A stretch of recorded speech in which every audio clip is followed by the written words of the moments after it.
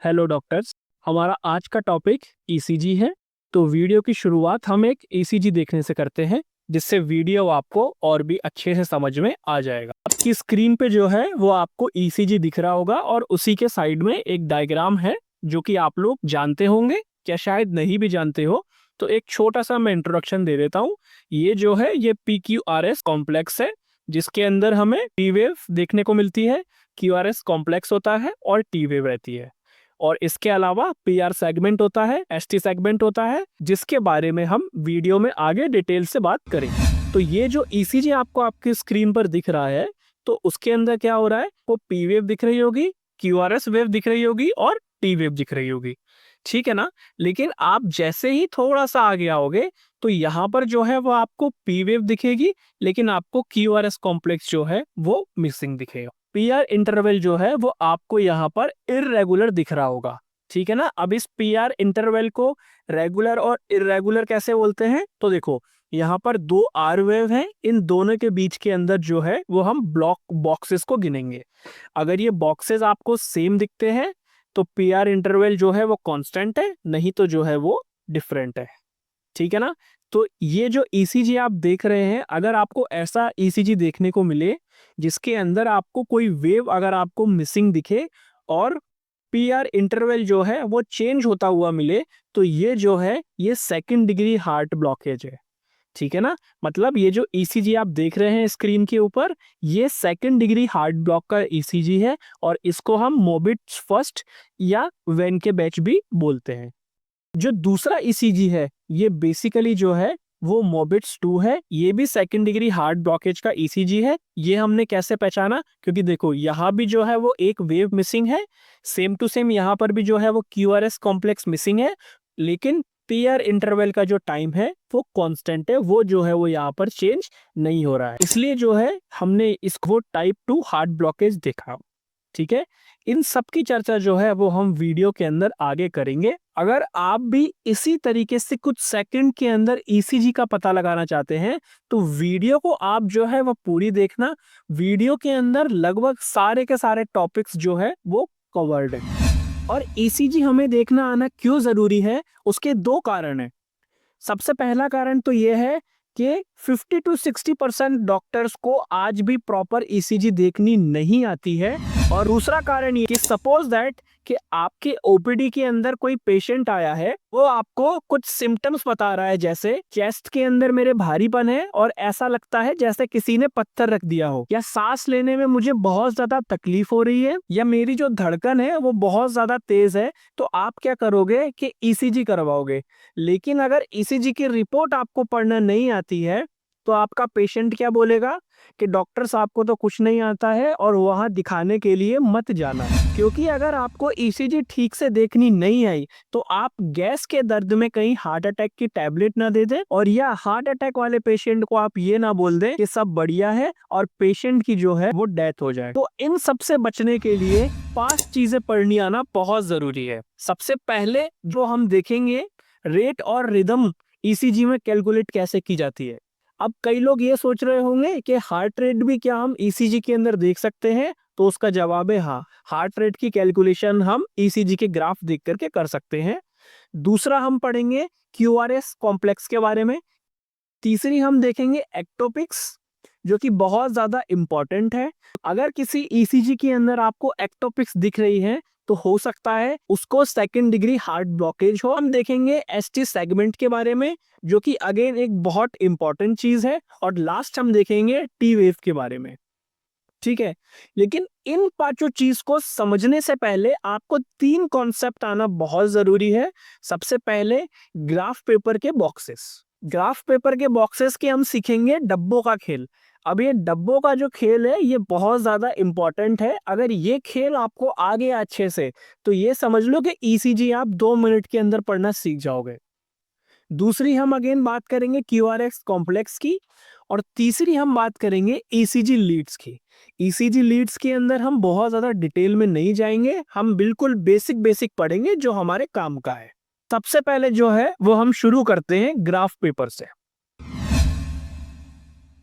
तो ECG की report आपने किसी भी पेशेंट की हाथ में ली होगी, तो इस तरीके का ग्राफ पेपर आता है। जिसके अंदर हमें कुछ बड़े बॉक्सेस दिखाई देते हैं और बड़े बॉक्सेस के अंदर जो है वो कुछ छोटे बॉक्सेस हमें दिखाई देते हैं। अब ये जो बड़े बॉक्सेस होते हैं ये 5 छोटे बॉक्सेस से मिलकर के जो है वो बने होते हैं। अब ये छोटा बॉक्स जो आप देख रहे हो इसकी लेंथ होती है कितनी 1 mm और विड्थ होती है इसकी कितनी 1 mm। तो एरिया इसका कितना हो गया 1 mm स्क्वायर।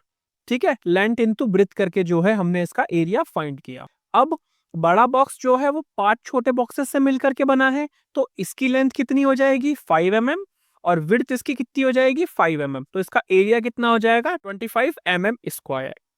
ठीक है ना। और ऐसे काफी सारे बड़े बॉक्सेस जो है वो हमें ग्राफ पेपर के अंदर देखने को मिलते हैं। वो पढ़ाना इसलिए जरूरी है क्योंकि यही जो बॉक्सेस हैं वो आगे हमें हार्ट रेट और हार्ट की रिदम देखने के अंदर जो है वो काफी हेल्प करेंगे। अब ईसीजी पेपर हमारा इस स्पीड से चलता है कि 40 मिली सेकेंड के अंदर एक स्मॉल बॉक्स पास हो जाता है। तो एक लार्ज बॉक्स में लगभग 5 स्मॉल बॉक्सेस होते हैं, तो उसकी स्पीड कितनी हो गई लगभग 200 मिली सेकेंड। हम जो है टाइम और एरिया इसलिए पढ़ रहे हैं जिससे हम ये जान पाएंगे कि नॉर्मल पी वेव या नॉर्मल क्यूआरएस कॉम्प्लेक्स जो बन रहा है कि जो हाइट है वो कितने स्मॉल बॉक्सेस है या कितने लार्ज बॉक्सेस है।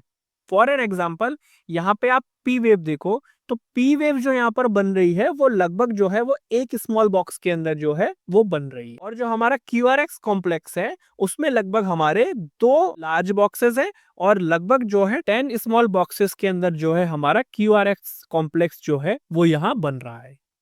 तो सबसे पहले ईसीजी देखने के लिए हमें यह मालूम होना चाहिए कि नॉर्मल पी वेव और नॉर्मल क्यूआरएस कॉम्प्लेक्स जो है वो कितने बॉक्सेस के अंदर बन रहा है, ताकि हम जो एबनॉर्मल ईसीजी है उसका हम पता लगा पाएंगे। ठीक है ना। आई होप आपको ये कॉन्सेप्ट अच्छे से समझ में आया होगा। नेक्स्ट हम बात करते हैं क्यूआरएस कॉम्प्लेक्स की। अगर आपको क्यूआरएस कॉम्प्लेक्स अच्छे से समझ में आता है आप वीडियो को स्किप करके डायरेक्ट जो है वो रेट और रिदम वाले पर जंप कर सकते हैं। टाइम स्टैम्प डिस्क्रिप्शन के अंदर ऑलरेडी मैंने दिया हुआ है। और अगर आप बिल्कुल बिगनर है, बिल्कुल बेसिक से ईसीजी को समझना चाहते हैं तो आप वीडियो को यहीं से कंटिन्यू कर सकते हैं। जो क्यूआरएस कॉम्प्लेक्स है वो आपने पढ़ा हुआ होगा, लेकिन जस्ट एक ब्रीफ इंट्रोडक्शन हम इस वीडियो के अंदर देखेंगे। ठीक है, तो क्यूआरएस कॉम्प्लेक्स के अंदर क्या क्या होता है, एक हमारी पी वेव होती है, क्यूआरएस कॉम्प्लेक्स होता है और हमारी टी वेव होती है।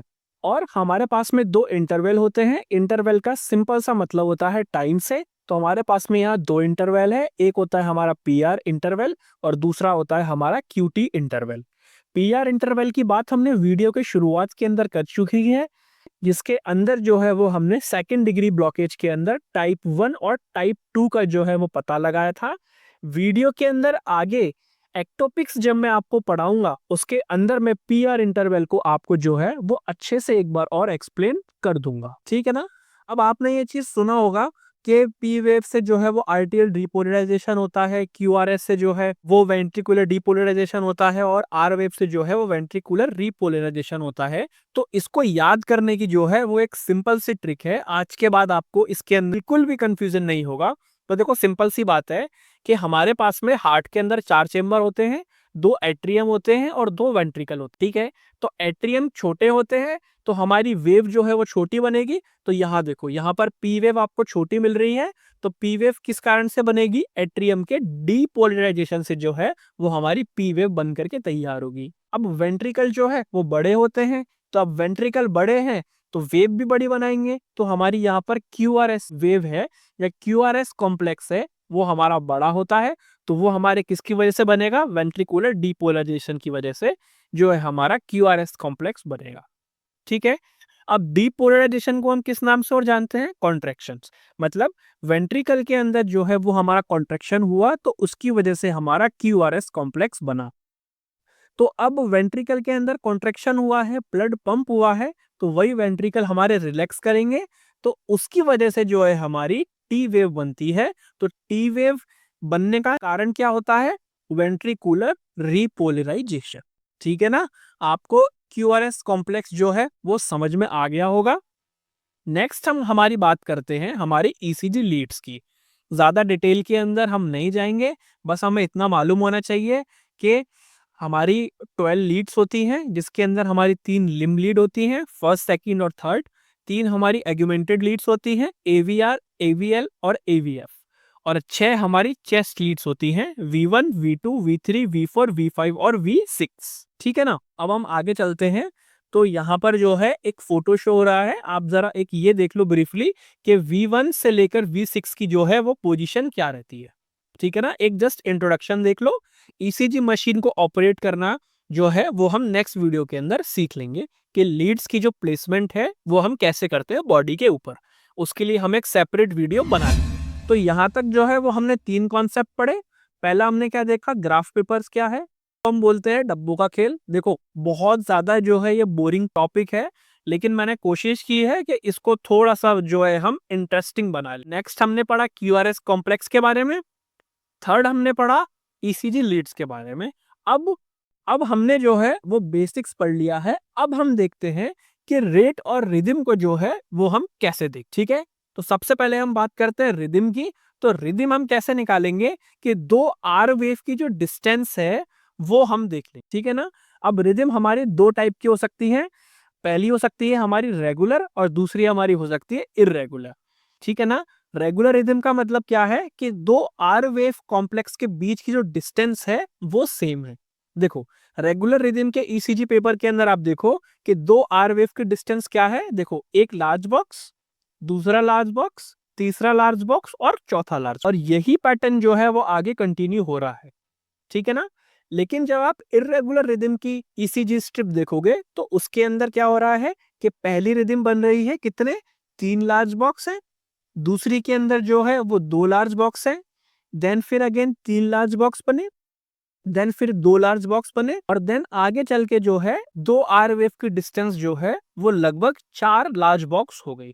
तो ये क्या है, इररेगुलर रिदम का जो है वो पैटर्न। जो सेकंड ईसीजी स्ट्रिप आप देख रहे हैं वो किसका केस है, आर्टेरियल फिब्रिलेशन का। अब आर्टेरियल फिब्रिलेशन क्या होता है तो वो मैं आपको बताता हूं। तो आर्टेरियल फिब्रिलेशन के अंदर क्या होता है कि इररेगुलर हार्ट बीट होती है हार्ट के अपर चेंबर की वजह से। ठीक है, और यह आपको कई ईसीजी के अंदर जो है वो पी वेव एब्सेंट मिल सकती है, और क्यूआरएस कॉम्प्लेक्स जो है वो बहुत ज्यादा आपको नैरो देखने को इस कंडीशन के अंदर मिलेगा।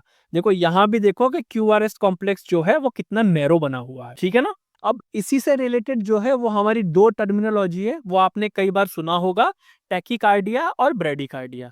ठीक है ना। नॉर्मल हार्ट बीट कितनी होती है वो हमने क्या पढ़ा है, 72 बीट्स पर मिनट। ठीक है ना। लेकिन किसके बिटवीन होनी चाहिए तो वो होती है 60 बीट्स से। अगर 100 बीट्स तक हमारी हार्ट बीट है तो उसे जो है वो हम नॉर्मल कंसीडर करते हैं। ठीक है ना। अब अगर हार्ट बीट आपकी 100 बीट पर मिनट से ज्यादा चली जाएगी तो उस कंडीशन को हम क्या बोलेंगे, टैकीकार्डिया। और अगर 60 बीट पर मिनट से कम आ जाएगी तो उसको हम बोलेंगे ब्रेडिकार्डिया। ठीक है ना। तो ईसीजी स्ट्रिप के अंदर क्या चीज देखने को मिलेगी, तो आप देखो क्यूआरएस कॉम्प्लेक्स अगर जल्दी जल्दी बन रहे हैं तो वो कंडीशन हमारी टैकीकार्डिया है, और क्यूआरएस कॉम्प्लेक्स के बीच में अगर बहुत ज्यादा लार्ज बॉक्सेस आ रहे हैं तो वो कंडीशन हमारी ब्रेडिकार्डिया है। बहुत ज्यादा लार्ज बॉक्सेस अगर बनेंगे तो क्यूआरएस कॉम्प्लेक्स के बीच के डिस्टेंस जो है वो बढ़ जाएगी, इससे हमारी जो बीट है वो हमारी कम हो जाएगी। अब हम जो है वो हार्ट रेट को कैलकुलेट करना सीखेंगे। तो हार्ट रेट कैसे कैलकुलेट करी जाती है, तो अगेन मैंने आपको जो है वो ग्राफ पेपर अच्छे से एक्सप्लेन किया था। तो बस हम कुछ भी नहीं करेंगे, तो आर वेव के बीच के अंदर जो है हम लार्ज बॉक्सेस को कैलकुलेट करेंगे और 300 के अंदर उसका हम डिवाइड दे देंगे, जिससे हमारी जो हार्ट रेट है वो हमारी कैलकुलेट हो जाएगी। ठीक है ना। आओ देखते हैं कि हार्ट रेट हम कैसे कैलकुलेट करते हैं। ठीक है ना।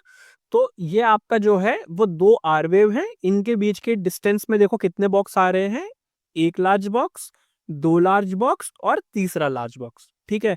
तो 300 के अंदर जो है हम 3 का डिवाइड देंगे तो हमारी यहाँ पर हार्ट बीट कितनी आ गई, 100 बीट्स पर मिनट। ठीक है ना। आगे चलते हैं तो यहाँ पर देखो क्या आ रही है, यहाँ पर आ रहे हैं 2 लार्ज बॉक्स। तो यहाँ पर आपकी हार्ट बीट कितनी आएगी, 300/2। तो यहाँ पर आपकी हार्ट बीट आ गई 150 बीट पर मिनट। ठीक है ना। और ये एग्जाम्पल किसका है, इररेगुलर रिदम का एग्जाम्पल है, जो अभी मैंने आपको 1 मिनट पहले समझा। तो एक टॉपिक आपको जो है वो अच्छे से क्लियर हो गया कि हार्ट रेट और हार्ट रिदम को जो है वो हम कैसे पहचानते हैं। ठीक है ना। अगर रिदम हमारी रेगुलर है, डरने की कोई बात नहीं है, सब कुछ चीज ठीक है।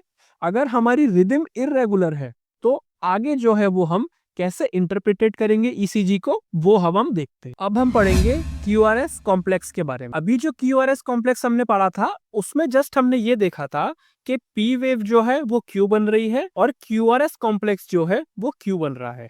ठीक है ना। पी वेव बनती है हमारे एट्रियल डीपोलराइजेशन की वजह से और क्यूआरएस बनता है हमारा वेंट्रिकुलर डीपोलराइजेशन की वजह से।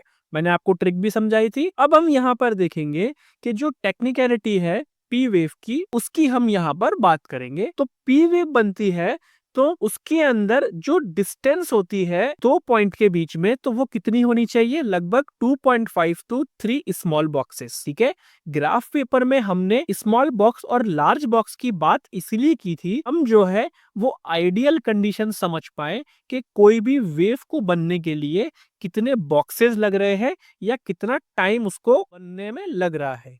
क्योंकि अगर कोई डिफॉर्मिटीज हार्ट के अंदर आएगी तो ये बॉक्स जो है वो हमें ईसीजी पेपर के अंदर ज्यादा देखने को मिलेगी और उस हिसाब से जो है हम कोई डिसीज या बीमारी का पता लगा लेंगे। तो हाइट इसकी कितनी होनी चाहिए, लगभग 2.5 स्मॉल बॉक्स। अगर पी वेव जो है वो मिस हो जाती है तो वो कंडीशन हमारी क्या कहलाएगी, एट्रियल फिब्रिलेशन। इसका जो ईसीजी का ग्राफ है वो अभी हम जब हम एक्टोपिक्स की बात करेंगे तब हम इसका ग्राफ देखें। आगे जो है वो हमारा है क्यूआरएस कॉम्प्लेक्स। तो इसकी डिस्टेंस कितनी होती है दो पॉइंट के बीच की, तो वो होती है 2 से लेकर 2.5 स्मॉल बॉक्स। टाइम इसको कितना लगना चाहिए, 70 to 100 मिली सेकेंड लगना चाहिए। और आपका क्यूआरएस कॉम्प्लेक्स नॉर्मली नैरो होना चाहिए, वाइड नहीं होना चाहिए। ज्यादा टेक्निकलिटी के अंदर जो है हम नहीं जाएंगे क्योंकि क्यूआरएस कॉम्प्लेक्स एक बहुत बड़ा टॉपिक है जिसके बारे में मैं नेक्स्ट वीडियो बनाऊंगा। उसके अंदर मैं सिर्फ आपको जो है वो क्यूआरएस कॉम्प्लेक्स समझाऊंगा। तो उसके लिए आप चैनल को एक बार सब्सक्राइब कर ले। तो अब तक हमने क्या क्या चीज पढ़ी, हमने ग्राफ पेपर समझा, क्यूआरएस कॉम्प्लेक्स को पढ़ा, ईसीजी की लीड्स देखी और रेट और रिदम के बारे में जो है वो हमने समझा। ठीक है। अब हमारे जो है वो 3 टॉपिक्स बचे हुए हैं। हमारा एक्टोपिक्स बचा हुआ है, एसटी सेगमेंट बचा हुआ है और हमारा टी वेव बचा हुआ है। तो ये तीनों टॉपिक हैं वो बहुत ज्यादा इंपॉर्टेंट है। तो आगे हम वीडियो को देखते हैं। तो सबसे पहले हम एक्टोपिक्स देखते हैं। तो एक्टोपिक्स का सिंपल सा मतलब क्या है कि आपकी ईसीजी स्ट्रिप के अंदर या तो कोई एक्स्ट्रा बीट प्रेजेंट हो या कोई बीट बीच में से स्किप्ड हो जाए, तो उसको हम क्या बोलते हैं, एक्टोपिक्स बोलते हैं। तो आपकी स्क्रीन के ऊपर ये आपको एक ईसीजी दिख रही होगी। तो इसके अंदर क्या हो रहा है कि जो ऊपर वाली ईसीजी है उसके अंदर तो आपको पी वेव दिखाई दे रही है, लेकिन नीचे वाले ईसीजी के अंदर जो है वो पी वेव एब्सेंट हो जाती है। तो इसको हम क्या बोलते हैं, एक्टोपिक बोलते हैं। और ये केस किसका है, आर्टीरियल फिब्रिलेशन का केस है। इस आर्टीरियल फिब्रिलेशन को मैंने आपको थोड़ी देर पहले एक्सप्लेन किया था। इसके अंदर क्या होता है कि पी वेव जो है वो एब्सेंट हो जाती है। अब एक केस जो है वो हमने वीडियो की शुरुआत के अंदर एक्सप्लेन किया था, तो वो केस भी जो है वो एक्टोपिक का था। उसके अंदर हमने जो है वो मोबिट्स 1 और मोबिट्स 2, जिसको हम सेकंड डिग्री हार्ट ब्लॉकेज के नाम से भी जानते हैं, उनको हमने समझा था। अब यहाँ पर क्या हो रहा है कि आर्टीरियल फिब्रिलेशन केस के अंदर जो एक्टोपिक है वहां पर तो जो है वो पी वेव एब्सेंट है, लेकिन मोबिट्स 1 और मोबिट्स 2 के अंदर क्या हो रहा है कि यहाँ पर आते आते क्या हो रहा है कि यहाँ पर जो है वो क्यूआरएस कॉम्प्लेक्स जो है वो मिस हो रहा है। दोनों का क्लासिफिकेशन हमने किस बेसिस पर किया था कि पीआर इंटरवल जो है वो सेम है या डिफरेंट है। अगर पीआर इंटरवल चेंज हो रहा है तो उसे हम मोबिट्स 1 बोलेंगे, और अगर पीआर इंटरवल कांस्टेंट है, चेंज नहीं हो रहा है, उसको हम मोबिट्स 2 के नाम से जानते हैं। ठीक है। दोनों ही जो है वो टाइप 1 और type 2 second degree heart blockage के केसेस है। या तो आप इनका स्क्रीनशॉट ले लो या फिर डिस्क्रिप्शन में टेलीग्राम की लिंक प्रेजेंट है, जा करके ग्रुप ज्वाइन कर लो, वहां पर आपको सब चीज के नोट्स मिल जाएंगे। और चैनल पर बहुत सारे वीडियो और भी प्रेजेंट है, तो चैनल को सब्सक्राइब करके वो वीडियोस भी एक बार देख लो। ठीक है।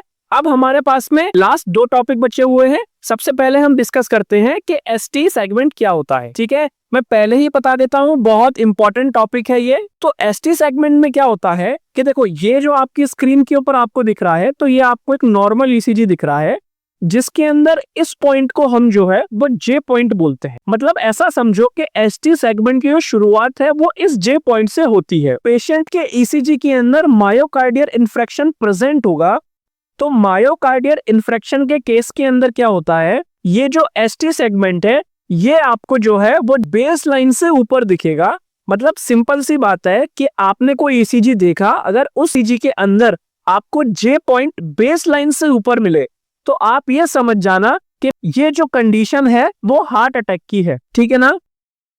तो ये आप ये देख रहे होंगे, ये आपका जो है वो एसटी सेगमेंट होता है। और नेक्स्ट डायग्राम के अंदर देखो तो ये जो एसटी सेगमेंट है आपका, ये बेस लाइन से जो है वो कितना ऊपर जा चुका है, ठीक है ना। तो ये कंडीशन कौन सी है, हमारी हार्ट अटैक की कंडीशन है। अब कई ईसीजी आपको देखने को मिलेंगे जिसके अंदर जो आपका एसटी सेगमेंट है वो इतना ऊपर जा चुका है कि बिल्कुल कब्र के पत्थर जैसा दिखाई देता है।